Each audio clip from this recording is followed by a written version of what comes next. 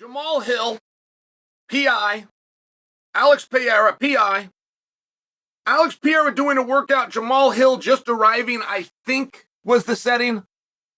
But of course, they can't pass by each other and just say hello. So Jamahal lets him know, and this is very on brand. Jamahal, anytime he has spoke, has continued to let him know and remind him, I want to fight you, and I don't accept what happened at 300. Great. We like that. Pereira, however, is on a different side of it, which is we had a problem at 300. It was very big. It was very hard. It was very trying, and I got past you. I am moving on. Please step aside so I may get through. I have a different number one contender. You've got to do your thing and get back to me. Okay, great. It sounds like everybody is right. But Bisping just brought this up. So am I jumping through this and you guys don't know? So Jamahal Hill is having some fun with Pereira. But Jamahal Hill is a performer. He's a smart guy. He always knows what time it is. Always. So you have to keep that in mind. Like, was Jamahal actually looking for something? I did not think so. I did not think he came off as aggressive at all. I thought he achieved in what he stepped in to do was to deliver a message, get it on camera, and we all leave happy. Which we as a community would have been. Pereira hands him some gloves. The ring is right there. The ring is a cage, by the way, at the PI. So Pereira gives him gloves, and he's already wearing his own gloves. He's letting him know. Now, we'll call it a workout, but now. To which I thought, I was so glad that Pereira said that, because without that, you don't have what Jamahal said next. And the story doesn't work without what Jamahal said next. Jamahal said, I have already fought this man. And I made a whole bunch of money. I do want to fight him again. But I want to make a whole bunch of money. It was just one of these things. It made it all worth it for Jamahal to hit him with that line. And Michael Bisping was recapping this. Guys, I just told you a story. It's 3 weeks ago, but Bisping weighed in on it yesterday. So I just wanted to address it today because Bisping agreed with Jamahal.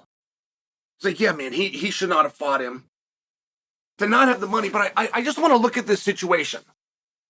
So Jamahal is not wrong to want those back.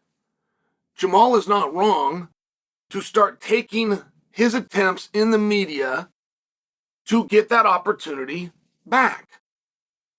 But Pereira is not wrong to try to be in the gym, get his own workout, listen to his coaches. Oh, by the way, he knows at the time of this story, it wasn't done yet, but he knew it was going to be Uncle Live, so he's kind of looking in a different direction.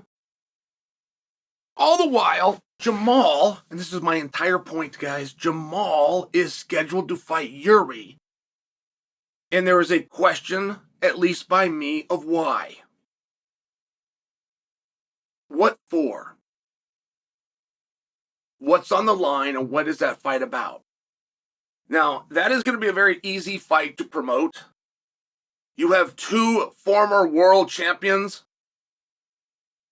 where an injury is what separated them and created this entire opportunity. Like, yeah, those guys have to fight one another. That's a really big fight, but Jamal's not far from being back in there with Pereira. Can we agree?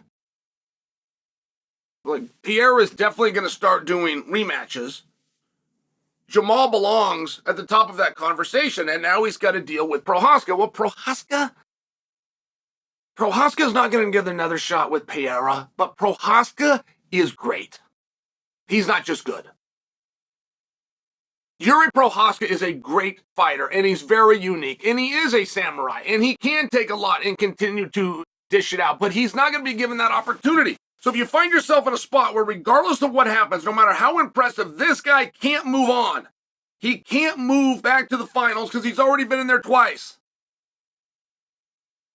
Then it damages in some way his opponent and his opportunity, right? Because it's either a number one contenders match or it's not.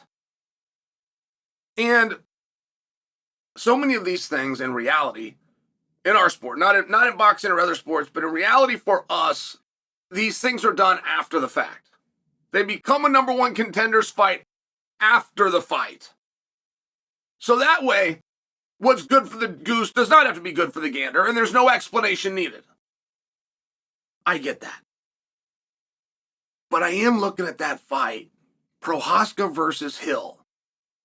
That is a wildly difficult match. And Pereira, I will just remind you, is an underdog. Pereira, with my partners at DraftKings right this second, is a 2-1 underdog to Ankalaev. So all of a sudden, you start seeing where Chael's proclamation that Yuri can't with a victory go on and fight for a title. It's like, well, hold on. We got a tournament going on.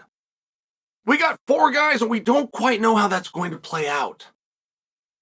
I would think that Jamahal has a very high confidence in his abilities with Yuri. I think Jamahal is looking past Yuri, and he's looking at Pereira, and he's looking at Ankalaev. I don't know if that's good or bad. I can tell you I've seen 50-50 on that, where an athlete's got to be fully focused on one guy, he takes his eye off the ball, and he ends up getting hit with the ball. I've seen that half the time. But I would fall into a different category, where I don't want to focus on this guy. Let me see the next guy. Let me see the next guy. So, interesting spot that Jamahal's put himself in. And it could end up being a number 1 contenders match. But before we get there and we start arguing that out, just let me remind you that Pereira's got Ankalaev, or whether it's in your mind or not, it's within the bettor's minds as of right now, is a hard one to get past. So will the winner of Jamahal and Prochazka fight for a title? Well, it's not that easy.